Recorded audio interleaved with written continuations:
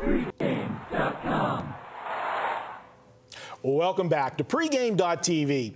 We're going to preview a mega game on Saturday in the NBA. The Utah Jazz, Denver Nuggets. Are you pumped? I wouldn't miss it. In fact, I'll probably just I'll tape it, but I won't watch Pacquiao and Bradley until after the Utah-Denver game. Oh, absolutely. And guys, in case you notice, a lot of things go on between, the games and the videos. And, set changes and that.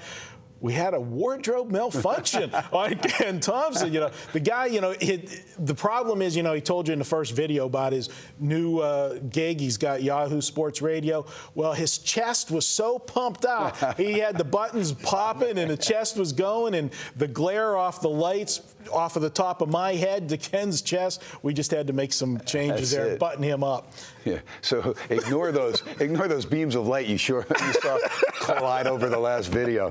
Always good stuff. But I mean, that is the funnest stuff. And I know, it doesn't matter where you are. You could be on a major network, whatever, as far as TV stuff. But the funnest stuff happens before they start taping. Although with you guys and Leonard too, it's always a lot of fun. Yeah, definitely enjoy working with you. And segue from a good time to now looking at this game, and you got to ask probably, Marco, are you high?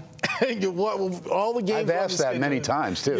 And I just, I'll plead the fifth, and we'll just leave it at that. There you go. I'm high on life, sir. He'll drink the fifth, is what he meant. You look at a game with Utah and Denver, and there's absolutely no meaning in this game. So why would I even look at it? Well, over the years, I have a little angle that I like to look at involving teams that are meaningless at the end of the NBA season. It's been a horrible year.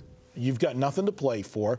Now, unfortunately, in the last few years, we've seen a trend, and I want to get your take on this, where it benefits teams to lose, and they actually go out and, play not to win and tank to get a better ping pong ball.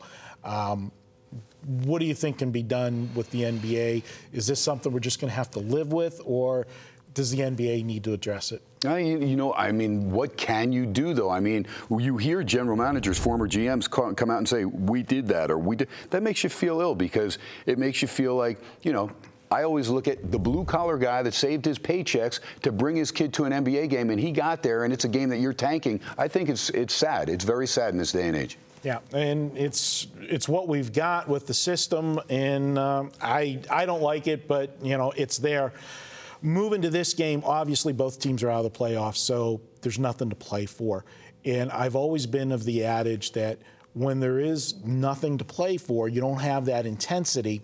The games at the end of the season, if you're playing another team that's out of the playoffs, you're going to just go out and have fun. It almost becomes like an all-star game type atmosphere where you're not playing tenacious D. Mm-hmm. You're not going to be, making contested blocks and everything. You're just, it's almost like the, Toro when a guy's coming down the lane, a bullfighter, just move the cape and let the fans have fun and watch a game. And I've, over the years, have just blindly almost bet the overs in games at the end of the season with two teams that don't have anything to play for. And where the home team is a running team anyway, like Denver, they're going to dictate. Utah coming in is a team that they're going to be so happy the season's almost over. Coach might just say, go have fun, guys. Absolutely. Now, I will say that over the last few years, because, as we keep continuing doing shows like we do, you've got your radio shows,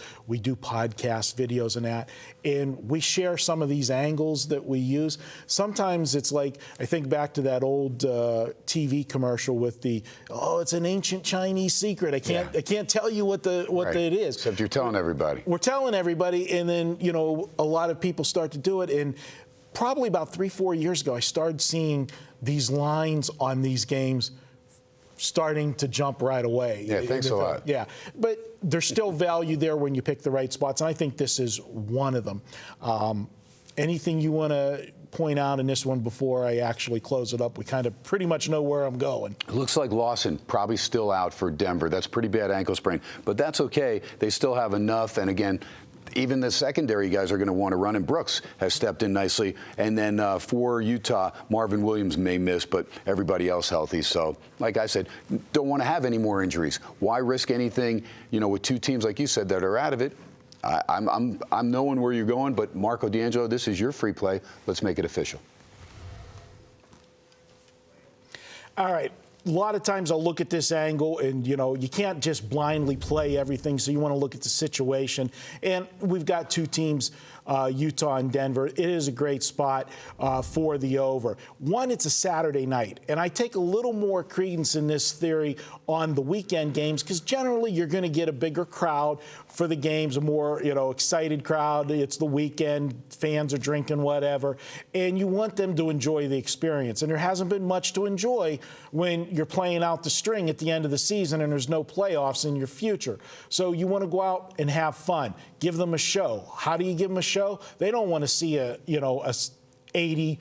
85 game. They want to see a game where there's offense going up and down. Why is the NBA All-Star game so popular? Because you want to see all of the scoring, those dunks and everything else. That's what you're going to see here in this one. I don't see either team playing intense defense. And even though they're bad teams, let's face it, the talent level in the NBA, there's offensive power on most of these teams. They can score. And if you think Denver can't score, well, just ask the Houston Rockets.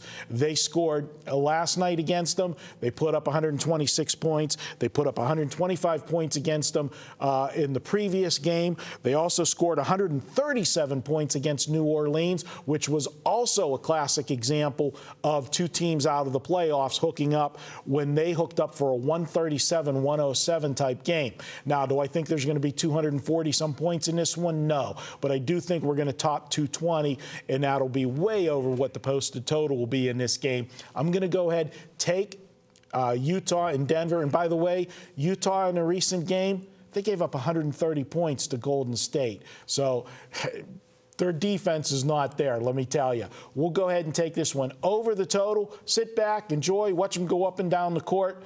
Take over for my play on Saturday. Yeah, the best is you don't even have to watch the game. You just check the score every now and then. You just see it. You're like, this is great. Yeah. I mean, I agree with you. I mean, those are fun games, and that's why the handicapping angle, you've got to pay attention. I talked to Bob Miller, the voice of the LA Kings, the other night. They were up in Calgary, and I said, unbelievable, the Flames. They've been out of the playoffs for 3-4 weeks already. They've been eliminated, but they're playing with heart. He said, yeah, they are. Sure enough, they beat the Kings in a shootout. They have played so well, and if you played money on them over the last month as a dog, a lot of times plus 170, 160, you would have made some great money. Yeah. Now, and guys, on a side note to these teams that are out of the playoffs, when they do hook up against a team that's playing with a cause, a reason, look at the recent games with some of these teams that are in the must-win. You've got the three teams that have been battling in the West. You've got Atlanta and New York battling for the spot in the East, the final spot.